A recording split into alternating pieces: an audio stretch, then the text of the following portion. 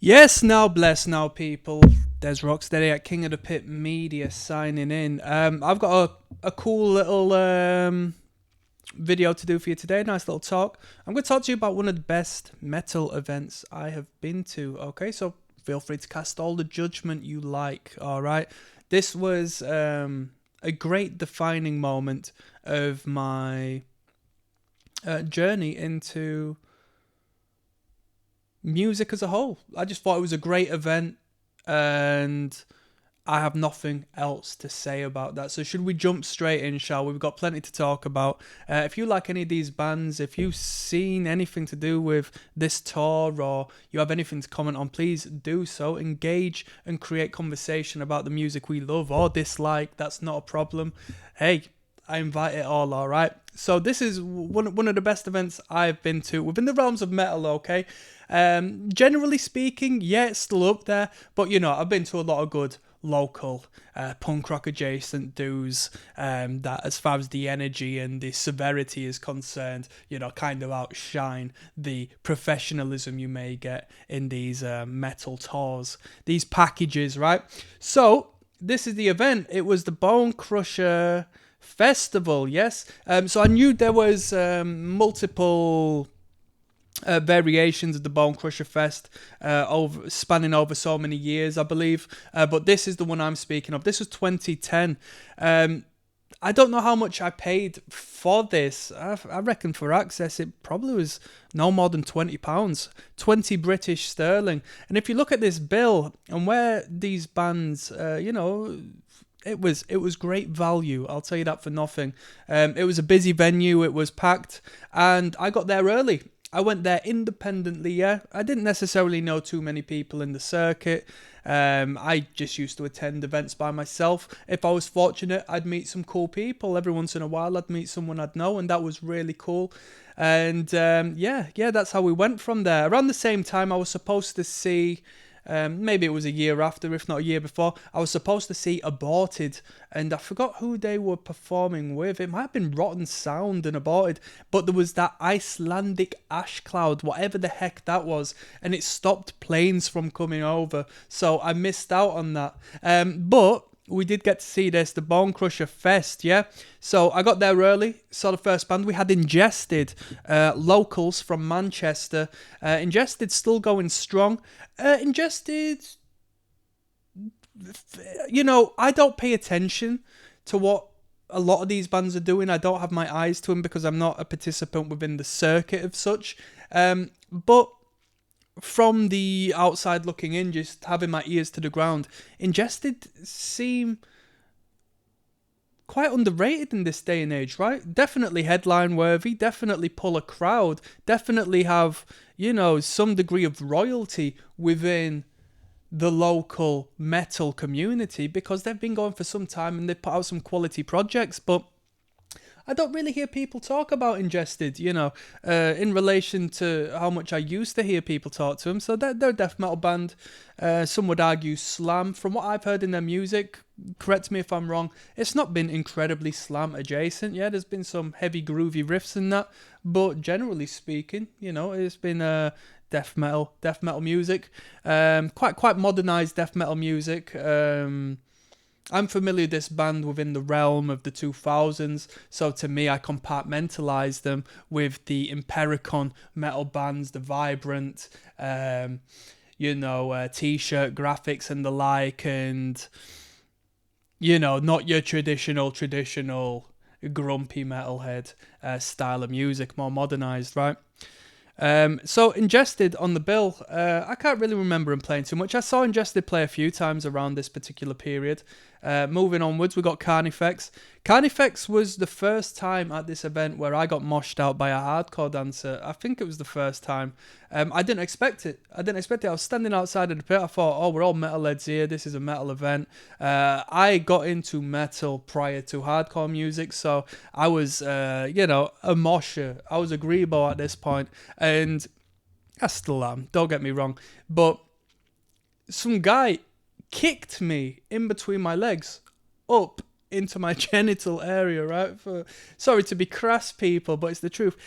Luckily, I got off without being rendered disabled upon the floor of the pit. But I was like, Jesus, like, where did that come from? It shocked me. It surprised me. I did not know that was coming whatsoever. And that was actually, the excitement and the chasing of the hardcore dragon that got me into, hardcore dance music, because I really enjoyed the adrenaline rush I experienced when I attended events and people were, potentially going to hit you just through the form of dancing. I thought that was pretty cool, to be honest with you. But Carnifex, I got kicked up there. I turned to the side. There's another metalhead. I'll remember this. This was like, this guy was funny. This metalhead beside, he looks at me.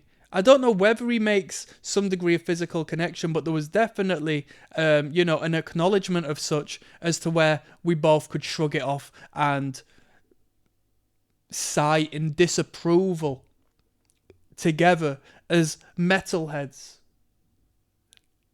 of this person who was hardcore dancing. So that was quite funny. That was something very bold. Carnifex was a band that I was aware of back then, because in high school, deathcore, MySpace era, got us onto a lot of different music, and Carnifex was an act that was quite prominent through one particular number, and that was a tune called Lie to My Face. So if you're unaware of Carnifex, that's the one song you need to check out, because that was, it was a deathcore band, and that particular tune had a great breakdown. It was known for, a great breakdown.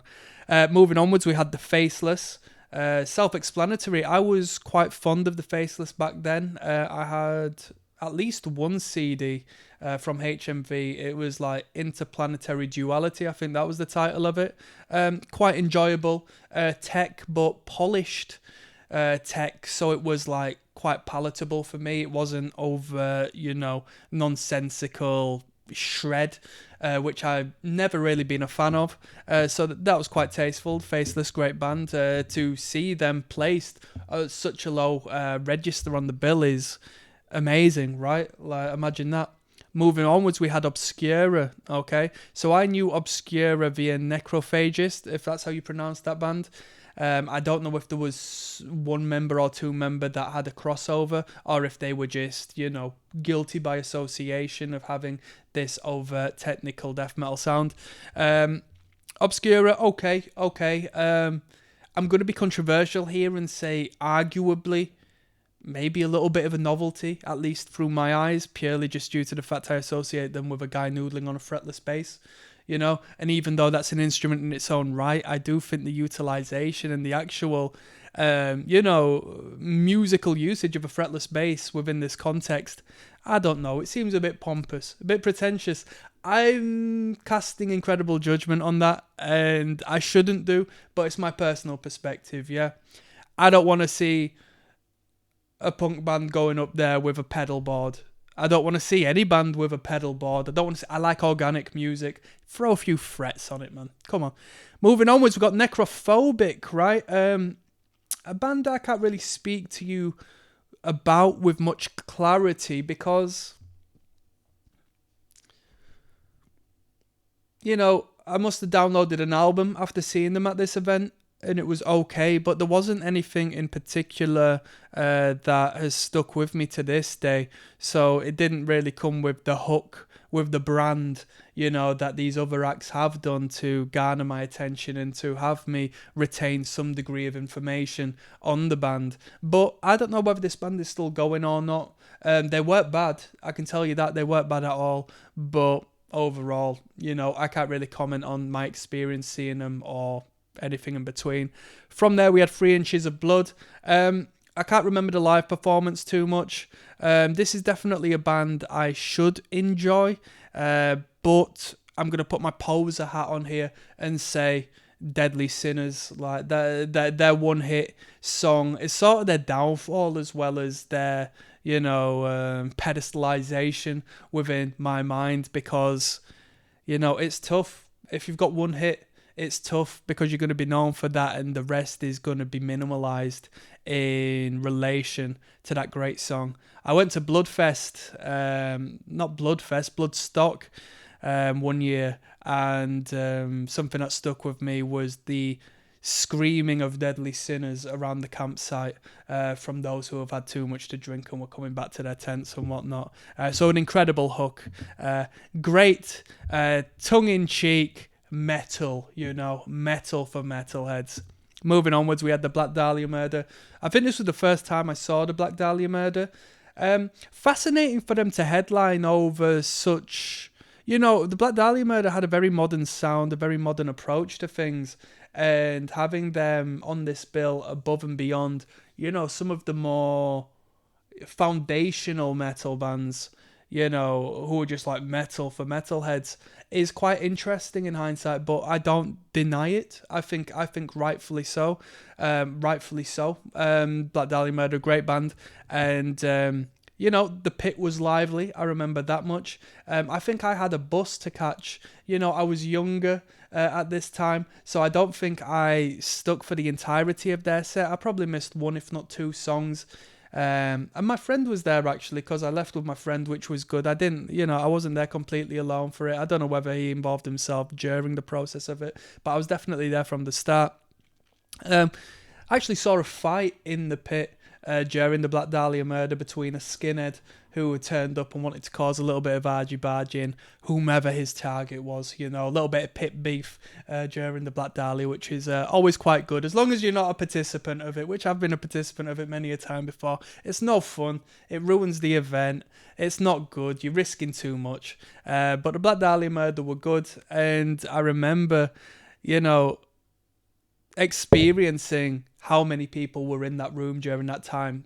Definitely a sellout, if not, close to a sellout event, and why wouldn't it be? With that being said, I'm signing out on that one. So what events have you been to that you elevate into, a grand day out, let me know. On that note, I'm signing out. Peace.